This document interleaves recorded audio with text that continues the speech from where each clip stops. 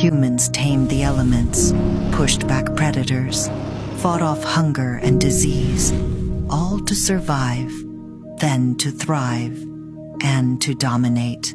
We invented art, philosophy, science. We built systems of empathy, codes of ethics, shared values.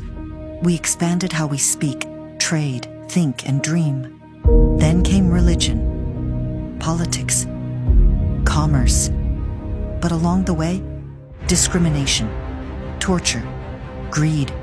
We embraced consumerism, plundered the earth, exploited every species, including our own.